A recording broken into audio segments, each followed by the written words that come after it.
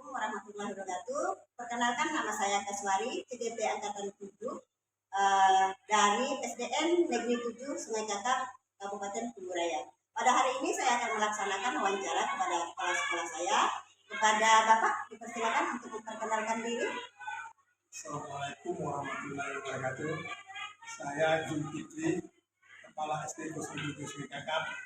Pada hari ini akan mendapat wawancara dari guru saya, yaitu Kaswari selaku guru penggerak, di mana wawancara ini diperlukan untuk kegiatannya pada guru penggeraknya. Dan pada waktunya saya persilakan untuk semua saya. Assalamualaikum Pak. Salam. Apa kabar? Baik. Alhamdulillah ya Pak, semoga sehat.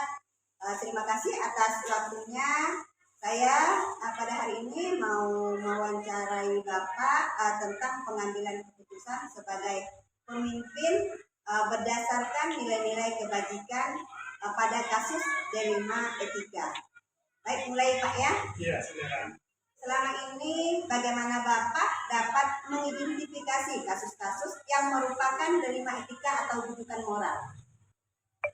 Tentunya saya akan melihat dari sudut pandang permasalahan yang dialami oleh guru penggerak ini. Itu berarti pada permasalahan tersebut ada benar lawan salah. Tetapi jika dalam permasalahan itu benar lawan benar dan rasa keadilan lawan rasa kasihan, ini yang biasa saya sebutkan sebagai dilema di dalam mengambil keputusan. Tentunya keputusan itu saya rembukan bersama-sama melalui mencari solusinya dengan berdiskusi, mengajak guru-guru tersebut. Berarti melihat dulu ya Pak sudut pandangnya dari masalah tersebut. Baik, selama ini bagaimana Bapak menjalankan pengambilan keputusan di sekolah, terutama pada kasus-kasus di mana ada dua kepentingan sama-sama benar atau sama-sama mengandung nilai kebajikan? Saya akan mendalami permasalahan tersebut dengan penuh pertimbangan secara matang, tentunya dengan melakukan identifikasi mana keputusan yang paling baik agar keputusan yang saya ambil tidak merugikan orang banyak, tetapi menguntungkan semua pihak. Jadi ada rasa keadilan di situ. Ya. Baiklah. Sekarang langkah-langkah atau prosedur seperti apa yang sering Bapak lakukan selama ini dalam mengambil sebuah keputusan pada D5 etika tersebut? Tentunya saya akan mendalami dulu permasalahan yang dihadapinya. Jika menyangkut kepentingan orang banyak, maka saya akan berdiskusi dengan guru tersebut, beberapa guru tersebut dengan pihak yang terlibat, kemudian meminta masukan supaya permasalahan ini dapat kita selesaikan secara bersama-sama dengan melakukan pertimbangan sebelum mengambil keputusan dan memutuskannya. Rapat dulu ya Pak. Ya. Keputusan ada pertimbangannya dulu ya Pak ya. Ya. Baiklah, hal-hal apa saja yang selama ini merupakan tantangan bagi Bapak dalam mengambil keputusan pada kasus-kasus D5 etika? Saya akan menyelidiki dulu permasalahannya yang ada di guru tersebut. Setelah itu saya baru akan mencari solusi dengan tetap menyesuaikan pada aturan yang berlaku serta mengedepankan kepentingan orang banyak, karena kepentingan orang banyak ini lebih kita utamakan dan kita dahulukan dulu.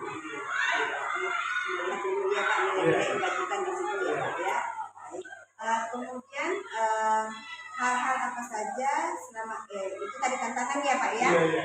Kemudian apakah Bapak memiliki suatu tata cara atau jadwal tertentu dalam menyelesaikan masalah tersebut?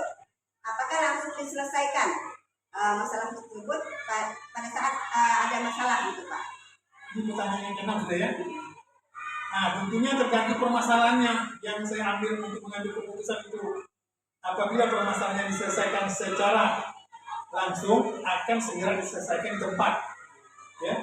Apabila tetap melihat aturan prosedur yang berlaku, tentunya untuk menyelesaikan permasalahan itu yang mengambil keputusan di tempat, itu kita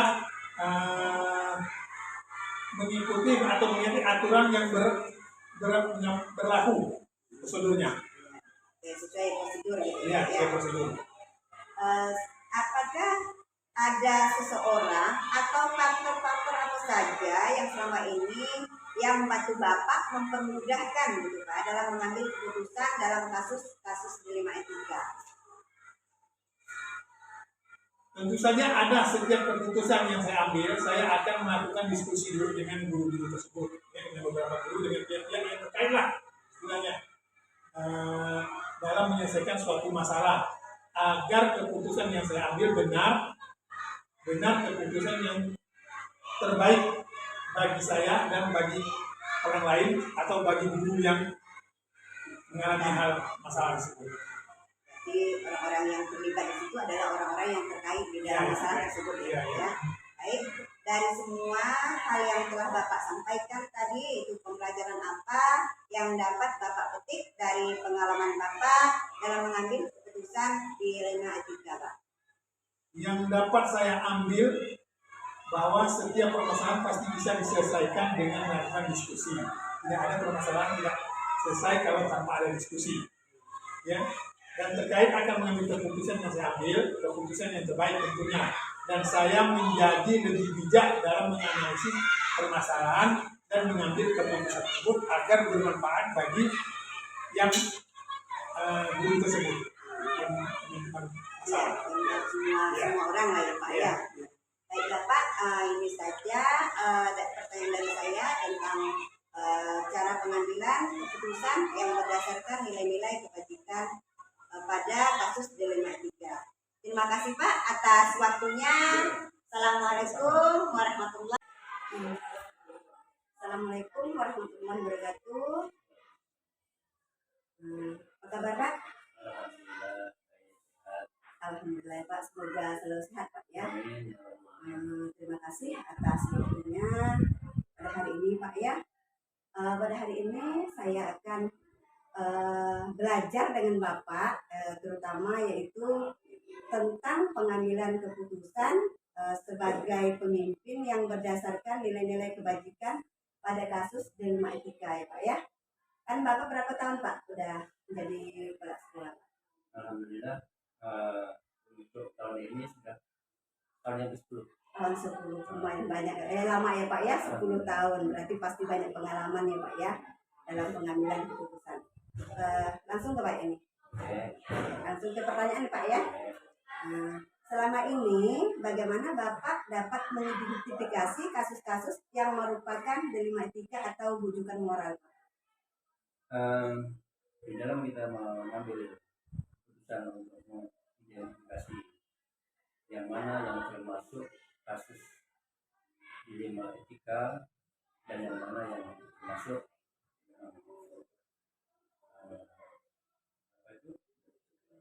bujukan moral. Ini sebagai seorang pemimpin kita harus betul-betul mengenali bahwa nilai-nilai yang akan kita ambil ini ya, adalah nilai-nilai yang memang sudah kita identifikasi bahwa ini termasuk dalam tergolong di dalam etika. Yang kedua, di dalam memutuskan ini kita harus jadi seorang pemimpin harus memiliki insting yang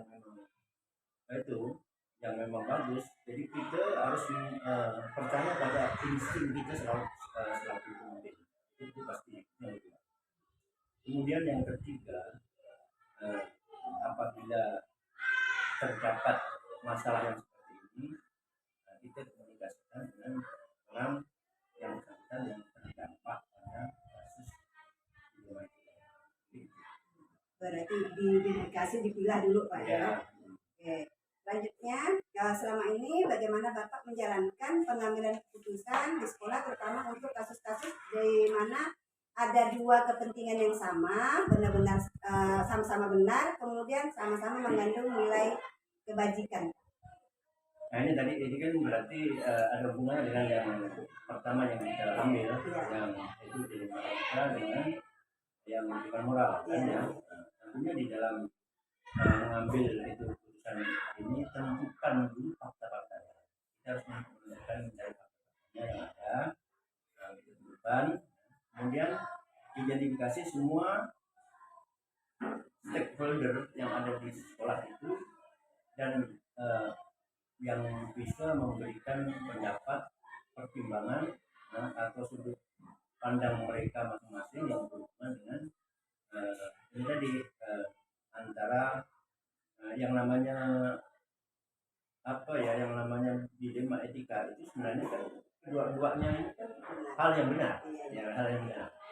Jadi hal yang benar ini supaya kita tidak artinya subjektif. Nah, subjektif itu kita kan tentu harus menentukan tadi yang seperti saya katakan itu fakta itu akan nanti kita di dalam keputusan yang itu pada tidak bersalah. Berarti sikap adil gitu Pak ya. Tidak ada yang dirugikan. Harus mempertimbangkan semua alternatif masukan pandangan itu tanpa terkecuali, walaupun kita tidak sependapat harus kita juga masih kita langkah-langkah atau prosedur seperti apa yang sering Bapak lakukan nih selama dalam mengambil sebuah keputusan yang menyangkut tadi dilema etika?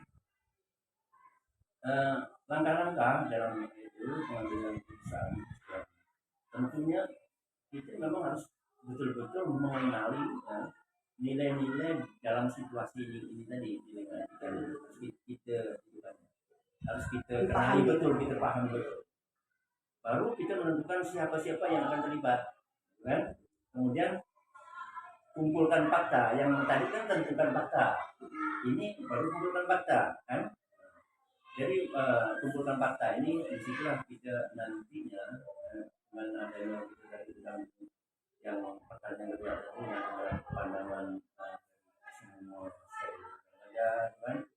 Itu kan kita mudah untuk mengajukan itu yang mana yang benar yang salah, itu berarti kan mengacu pada yang menuju moral, kan? Kemudian harus kita menguji pada paradigma itu bahwa ini masalah ini benar dengan benar, gitu kan? Artinya kita dalam mengambil keputusan kita tidak salah langkah. Makanya kita harus memastikan bahwa itu merupakan masalah etika, jangan moral. Iya. Oke, itu tadi Pak ya langkah-langkahnya. Sekarang hal-hal apa saja yang selama ini Bapak anggap efektif dalam pengambilan keputusan pada kasus-kasus dilema etika? Ya, hal-hal yang efektif tentunya yang pertama yaitu kita memang harus mengumpulkan informasi, ya kan, Pak, ya. untuk mengidentifikasi masalah itu tadi, kan, itu yang pertama. Kemudian dari situ baru kita melakukan tahapan perancangan solusi, ya kan? Iya. Dalam bentuk alternatif. Karena tadi kan kita bilangkan kan alternatif, makanya di dalam tahap perancangan solusi ini pun bentuknya yaitu dalam bentuk alternatif. Yang kedua, baru setelah itu untuk yang selanjutnya baru tahap memilih alternatif yang tersedia. Alternatif yang tersedia ini yang bisa mengacu kepada pembenaran untuk orang banyak seperti tadi, kan? Jadi pembenarannya harus bukan hanya karena kelompok kita terlalu dekat dengan kita, kan, gitu kan? Itu penting, kan? Tidak memandang pendekatan. Kita memilih dari alternatif yang itu. Ya. Itu tadi ya Pak yang langkah efektifnya Pak ya. Sekarang hal-hal apa saja yang selama ini yang merupakan tantangan Bapak dalam mengambil keputusan pada kasus-kasus dilema etika? Kan sulit nih dalam mengambil suatu keputusan karena benar sama benar nih Pak ya. Nah, tentunya tantangannya di dalam pengambilan keputusan seperti yang saya sampaikan. Yang pertama pasti kita dihadapkan antara pilihan, kan? Iya. Pilihannya kalau yang agak susah itu kalau individu berhadapan dengan masyarakat, itu satu, itu kan? Karena memang walau bagaimanapun itu dampaknya kalau kita ngambil keputusan itu misalkan antara individu dan masyarakat itu yang mana masyarakat orang. Iya. Jadi itu kan harus menjadi di dalam. Yang kedua itu masa keadilan dan kayak dengan kasihan. lawan kasihan gitu, Pak, ya. Kita nak adil ke, nak kasihan ke, gitu kan? Nah, itu penting, itu tantangannya kan. Kemudian antara kebenaran dengan setia. Artinya tadi ya itu tadi kalau kawan kita dekat gitu kan, dengan kita kesetiaan dan kebenaran itu kan hal menjadi hal yang memang dilema tantangan. Kemudian untuk jangka panjang itu tantangannya Pak ya, sulit dalam tantangan seperti itu kita mau betul-betul ya Pak ya. Apakah Bapak memiliki sebuah tata cara atau jadwal tertentu dalam sebuah penyelesaian kasus dilema etika, atau Bapak langsung menyelesaikannya pada saat itu juga, atau memang ada bentuk prosedur gitu Pak, seperti apa langkah-langkah yang Bapak jalani selama ini? Oke. Kalau kita ada satu masalah, apalagi masalah ini masalah besar tentang dilema etika, kita tidak boleh menyelesaikan masalah itu langsung instan, itu tidak bisa ya, langsung secepatnya enggak. Jadi prosedur yang harus dilakukan yaitu ya identifikasi apakah masalahnya ini termasuk dilema etika atau kebutuhan moral. Jadi itu tidak identifikasinya. Kemudian prosedur yang diambil untuk kepentingan itu berdasarkan orang banyak. Jangan sampai kita karena kedekatan kita dengan tersangka tadi harus menjunjung tinggi kebajikan sekolah. Kemudian barulah mempertimbangkan langkah untuk prosedurnya seperti itu. Kita tidak boleh instan. Dalam arti kita mengambil keputusan yang sifatnya untuk ramai, dampaknya besar, itu tidak secara instan. Secepatnya gitu Pak ya. Harus ada prosedur atau langkahnya Pak ya. Baik. Adakah seseorang atau faktor apa saja yang selama ini yang merupakan yang permudahkan atau membantu Bapak dalam pengambilan keputusan dalam kasus dilema etika? Nah, tentunya yang mempermudah yang pertama pasti posisi. Misalkan kalau kita memang di pekerjaan menduduki satu posisi, Allah itu kan karena dengan kita memiliki posisi, kadang-kadang kita kan bisa membuat argumentasi atau pendapat di kawan kita atau anak buah kita supaya didengar, itu paling tidak. Kalau misalkan Pak, dari semua hal yang telah disampaikan tentang pembelajaran apa yang dapat Bapak petik dari pengalaman Bapak mengambil keputusan dari dilema etika? Pengalamannya dalam pengambilan keputusan bahwa pengambilan keputusan adalah bagian yang sangat penting dan vital dari manajemen yang baik. Jadi artinya gini, kalau sekolah itu agar mempunyai manajemen yang baik, itu kan kita harus memang pengambilan keputusannya harus dengan cara-cara yang baik. Tidak boleh cara-cara yang instan, itu kan yang seperti yang saya sampaikan di dalam menentukan bagaimana cara organisasi itu menyelesaikan masalah. Sehingga dengan demikian ya kita bisa mengalokasikan sumber daya. Artinya apa? Antara yang mungkin si A, si B kan ya, mungkin itu dari nanti kan kita bisa sedang mempunyai pandangan tersendiri, misalkan dengan pandangan kita dengan satu pendidikan kan, sehingga kita mudah untuk meraih sasaran.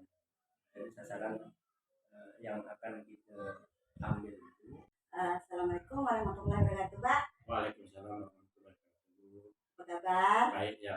Alhamdulillah, Pak ya, semoga selalu sehat ya Pak ya. Pada hari ini saya akan mewawancari Bapak yaitu tentang pengambilan keputusan berdasarkan nilai-nilai kebajikan pada kasus dilema etika, Pak. Ya, langsung mulai ya Pak. Atau ya. Bapak perkenalkan dulu? Langsung saja Bu. Mungkin sudah kenal Ibu dan pembimbing Ibu pun sudah kenal karena kita sering berjumpa. Jadi lanjut saja Bu wawancaranya tentang materi yang Ibu sampaikan tadi.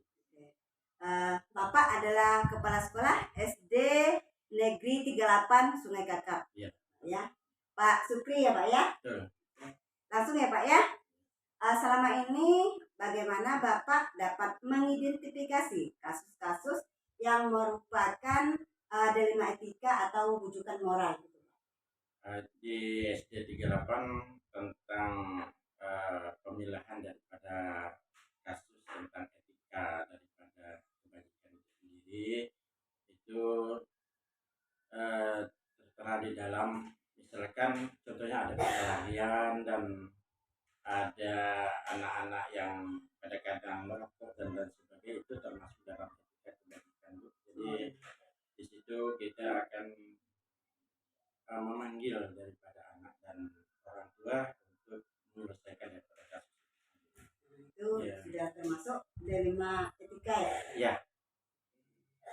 Kemudian selama ini bagaimana Bapak menjalankan pengambilan keputusan di sekolah Bapak ya, terutama pada kasus-kasus dilema etika tadi, yaitu di mana di dalam situ ada dua kepentingan sama-sama benar atau mengandung nilai-nilai kebajikan. Di kasus tersebut sama-sama benar gitu Pak. Ya. Jadi di dalam dilema mengambil keputusan di dalam etika kebajikan ini memang sangat berat, Bu. Ya. Pertama, sumpah anak itu melakukan etika yang telah melanggar terlalu melampaui batas. Sedangkan di sekolah itu seharusnya sudah mengeluarkan anak itu sendiri. Dilemanya, kalau kita mengeluarkan, kita dilarang oleh pemerintah. Jadi itu dilemanya, Bu. Jadi kalau kita mau mengeluarkan, kita dilarang oleh pemerintah. Kalau tidak dikeluarkan, anak itu merusak, menjadi hama di sekolah itu sendiri. Itu dilemanya, Bu. Itu dilemanya Pak ya. Baik, langkah-langkah atau prosedur seperti apa nih yang sering Bapak lakukan selama dalam mengambil sebuah keputusan pada dilema etika tersebut? Ya, Bu. Jadi yang pertama-tama kita harus memanggil daripada anak itu sendiri dengan wali kelasnya, terus kita panggil orang tuanya, dan kita secara prosedur kita juga memanggil daripada komite. Dan yang terakhir, apabila keputusan ini tidak bisa diambil di sekolah itu, maka kita harus mengaju atau merujuk ke dinas, Bu, untuk mengambil kebijakan itu sendiri untuk menentukan daripada menyelesaikan kebajikan itu sendiri, karena sesuai dengan prosedur itu tadi yang Ibu minta. Jadi itulah prosedurnya. Itu prosedur langkah-langkahnya Pak ya. Ya. Hal-hal apa saja yang selama ini Bapak anggap sudah efektif nih dalam mengambil keputusan pada kasus dilema etika tersebut? Yang sudah termasuk bagus lalu kita dalam menjalani di SD 38 ini, yang pertama-tama ya kita panggil anaknya yang berbuat melanggar etika kebajikan itu sendiri. Sesudah itu baru kita memanggil daripada orang tuanya, baru kita selesaikan secara kekeluargaan itu. Dan akhirnya apabila di dalam proses itu anak berubah, maka etika kebajikan itu selesai. Itu ya Pak, secara efektifnya Pak ya. Kemudian hal-hal apa saja selama ini yang merupakan tantangan bagi Bapak dalam mengambil keputusan pada kasus dilema etika tersebut? Tantangan yang selama ini yang saya alami dan dialami juga oleh semua dewan itu adalah apabila anak ini melakukan perbuatan-perbuatan yang telah berulang-ulang kali diselesaikan tetapi tidak ada perubahannya. Tapi untuk langkah-langkah selanjutnya untuk menyelesaikan daripada etika itu sendiri, ya anak itu kita secara pendekatan, secara kasih sayang, Didekati gitu Bu, Pak ya. Terus kita dinasihati, Dibimbing. Jadi insya Allah anak akan. Sekarang apakah Bapak memiliki sebuah tata cara atau jadwal nih tertentu dalam sebuah penyelesaian kasus dilema etika? Apakah Bapak juga langsung menyelesaikan di tempat pas ada kejadian kasus tersebut langsung diselesaikan ataupun menggunakan jadwal atau prosedur? Tidak memakai jadwal Bu, tapi kita menyelesaikan langsung apabila ada masalah tentang pelanggaran daripada etika kebajikan itu langsung kita selesaikan pada hari itu. Langsung diselesaikan juga ya Pak ya. Baik, adakah seseorang atau faktor apa saja yang selama ini yang memudahkan atau membantu Bapak dalam mengambil keputusan dalam kasus-kasus dengan etika tersebut? Ya, jadi ada orang-orang yang memang turut andil di dalam penyelesaian daripada etika kebajikan ini. Yang pertama seluruh dewan guru, ya, terus wali muridnya yang mempunyai kasus etika itu sendiri, dan yang tidak kalah pentingnya kita dengan komite. Pokoknya semua yang terkait di situ Iya. terlibat ya Pak ya. Iya. Nah, baik, dari semua hal yang telah Bapak sampaikan tadi, pembelajaran apa yang dapat Bapak petik dari pengalaman Bapak mengambil keputusan dengan etika tersebut? Jadi hikmah ataupun manfaat daripada masalah-masalah yang diambil dalam etika kebajikan itu sendiri sangat besar Bu, sehingga anak yang mempunyai kasus yang melanggar daripada etika kebajikan itu berubah Bu, sikap dan tabiatnya dengan cara pendekatan yang tadi telah saya ungkapkan. Jadi alhamdulillah anak-anak itu bisa berubah dengan adanya langkah-langkah yang terpenting yang perlu kita untuk merubah daripada anak itu sendiri. Kita harus meningkatkan di dalam pelajaran pendidikan. Jadi di situ kita masukkan guru-guru itu yang terutama di bidang agama Islam, maka disuruh untuk memberikan masukan-masukan tentang moral dan budi pekerti yang baik. Ya, coba ya. Baiklah Pak, cukup di sini saja wawancara kita pada hari ini. Terima kasih banyak atas waktunya. Saya juga belajar dengan Bapak. Ya, banyak sekali nih ya hikmahnya ya Pak ya. Alhamdulillah banyak sekali Bu. Oke, makasih Pak ya. Ya sama-sama. Bapak, terima kasih banyak atas waktunya. Assalamualaikum warahmatullahi wabarakatuh. Waalaikumsalam warahmatullahi wabarakatuh.